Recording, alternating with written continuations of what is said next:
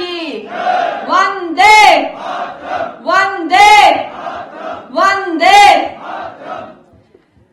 मेरे प्यारे भाई बहनों, बुजुर्गों, बच्चों, आप आज यहाँ इतनी भारी मात्रा में आए और जैसा कि हम सब जानते हैं कि आज यहाँ ऐसी मोर्चा का ये पूरा सम्मेलन था, उसमें आप लोगों ने हमें भी सम्मिलित किया।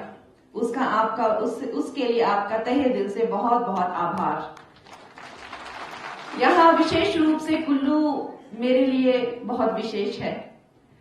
मेरी बहन जो है रंगोली चंदेल, मेरे जीजा अजय चंदेल, मेरा छोटा नेफ्यू पृथ्वी चंदेल, वो यहाँ के एक छोटे से गांव में साड़ाबाई कॉलोनी में रहते हैं और उनका जो घर है वो मैंने ही डिजाइन किया है उनके लिए, तो यहाँ मेरा काफी आना जाना लगा रहता है। और कुल्लू जो है, और कुल्लू मनाली को मेरी बहन अक्सर कहती है कि कोई लोग कहते ही नहीं है कि ये अजय का घर है, कि रंगोली का घर, सब ये कहते हैं कि कंगना का घर है। तो मेरे लिए अवश्य ही ये कुल्लू मनाली एक ही है और मेरा घर ही है। आप सबका यहाँ पे मैं बहुत अभिनंदन करती हूँ, बहुत स्वागत करती हूँ। साथ ही मैं स्वागत करती हूँ, कुछ लोगों का नाम है, ये पन्ने हैं, तो आप मेरे साथ इनका अभिनंदन करेंगे, स्वागत करेंगे।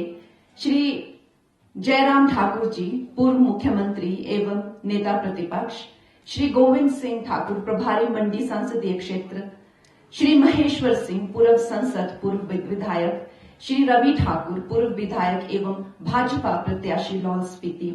सुरेंद्र शौर्य जी जो विधायक हैं। चंदन मोहन जी जो जिला परिषद है। श्री निरोत्तम ठाकुर, श्री अमित सूद, श्री देवेंद्र सिंह, श्री अखिलेश कपूर, श्री ठाकुर चंद, श्री अरविंद चंदेल, श्री जगदीश चंद ठाकुर, श्री शखन ठाकुर, श्री ओम प्रकाश जी, श्रीमती मनीषा सूद, श्रीमती बिमला ठाकुर, प्रदेश कार्य समिति के सभी सदस्य, जिला परिषद एवं ग्राम पंचायतों के सदस्य, श्रीमती रेखा गुलेरिया, श्री गुलाब सिंह, प्रधान संघ के अध्यक्ष एवं पंचायती राय अध्यक्ष देवेंद्र ठाकुर जी, श्री पृथ्वीराज ठाकुर जी, श्रीमती मीना ठाकुर जी, प्रदेश आर्य समिति सदस्य श्री हेमंत शर्मा जी, श्री नरेश कुमार जी एवं सारे के सारे जो भी हैं हमारे बूथ अध्यक्ष, बूथ पालक, शक्ति केंद्र के प्रधान, मंडल के जो भी अधिकारी हैं। बाकी जिनके नाम लिए जा सकते हैं उनका आभार, जिनके नहीं लिए गए हैं उनका भी आभार। भाइयों और बहनों, इसमें कोई संदेह नहीं है कि एक पार्टी नेताओं द्वारा नहीं चलाई जाती है। पार्टी जो है वो कार्यकर्ताओं द्वारा चलाई जाती है। अवश्य ही मुझे मेरी फिल्मी दुनिया में मैंने कोई नाम कमाया होगा, मुझे अवार्ड मिले होंगे, मेरी जो कला की है सराहना हुई होगी, लेकिन इस राजनीति की दुनिया में मैंने अपने लिए अपना कहने योग्य अभी तक कुछ भी नहीं कमाया है। मैं आप लोगों से ही विनती करने आई हूं कि मेरे भाई बहन जब जगह जगह जाकर, गली गली जाकर, घर घर जाकर मेरे नाम पर, मोदी जी के नाम पर वोट बांटेंगे तो अवश्य ही जो जीत होगी वो मेरी नहीं होगी, वो जीत आप लोगों की जीत होगी, वो जीत मोदी जी की जीत होगी। आप लोगों ने न जाने कितने दशकों का संघर्ष कर आज ये पार्टी इतनी बड़ी बनाई है। ये पार्टी विश्व की सबसे बड़ी पार्टी है और आज आप लोगों का इतना बड़ा दिल, आप लोगों की इतनी बड़ी उदारता कि आपने आज इतनी बड़ी पार्टी होने के उपरांत आप लोगों ने खुले दिल से और खुली बाहों से मेरा जो है यहाँ पे स्वागत किया और मुझे अपनाया। दोस्तों, ये सही बात है कि 2014 में एक जो चेतना की चिंगारी समस्त विश्व में और ज्यादा करके जो भारत में आई, सनातन की जो चिंगारी है, हिंदू राष्ट्र की जो चिंगारी है, धर्म की अधर्म की लड़ाई की जो चिंगारी है, वो चिंगारी जो है वो हमारी चेतना में नरेंद्र मोदी ने जगाई है। और आज ये चिंगारी जो है एक आग बन चुकी है जो हम सबके सीनों में जल रही है। हम जो हैं, जैसे कि मैं हमेशा कहती हूं, जैसे कि श्री राम की सेना थी, हमारे जो प्रधानमंत्री हैं वो साक्षात श्री राम का अंश हैं। श्री राम की पूजा उनके शरीर की या उनकी मूर्ति की ही नहीं होती है, उनके चरित्र की होती है। उनमें वही संयम, उनमें वही त्याग, उनमें वही परिश्रम, वही करुणा, वही क्षमा, वही जो भाव है वो देखने को मिलते हैं। साक्षात वो राम के चरित्र का अंश है, तो ये गलत नहीं होगा। और अगर आप सब राम की सेना है, उसमें मैं भी राम सेतु की एक गिलहरी हूं। दोस्तों, किसी का भी सहयोग इस पार्टी के लिए कम नहीं है और हम सब का सहयोग मान्य रखता है।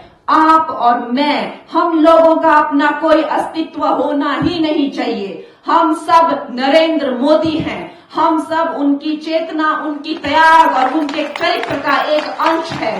हम लोग लड़ेंगे तो नरेंद्र मोदी के लिए लड़ेंगे। हम लोग उनके भारत की विकास की योजना के लिए और उनका जो मकसद है और उनकी जो योजना है, हम उसके लिए लड़ेंगे। आज के बाद मेरा, जैसे जिस दिन मैंने पार्टी ज्वाइन की थी, मैंने कहा था कि मेरा अपना कोई अस्तित्व नहीं है। अब मैं भूल चुकी हूं कि मैं क्या हीरोइन थी, या मैं कितनी बड़ी हीरोइन थी, या मेरे आगे पीछे कितने लोग मेरी सेवाएं करते घूमते थे। मैं वो सब भूल चुकी हूं। मेरे आज कोई अस्तित्व नहीं है।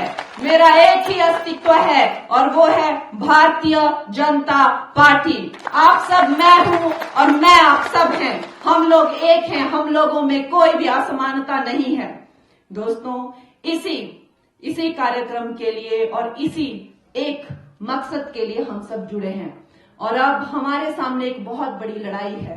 2024 का लोकसभा चुनाव जो है वो तय हो गए हैं और हम लोगों ने तो प्रत्याशी घोषित कर भी दिया है, लेकिन जो दूसरा ग्रुप है, कांग्रेस का जो ग्रुप है, उन्होंने अभी तक प्रत्याशी भी बताया नहीं है, लेकिन उनकी कुनीतियां शुरू हो गई हैं। उनकी कपटी राजनीति शुरू हो गई है। शुरू हो गए हैं उनके अधर्मी काम। नवरात्रों में भी वो लोग चैन नहीं दे रहे हैं। अब जब कल मैंने उनको कुछ जवाब दिए तो विक्रम भैया जी ने, हमेशा कहते हैं कि मैं उनकी बड़ी बहन हूं, चलिए आप भी मेरे छोटे भाई हैं। अब उनको मेरी बातें काफी बुरी लगी। वो मुझे कहते हैं कि मैं गौ मांस खाती हूं।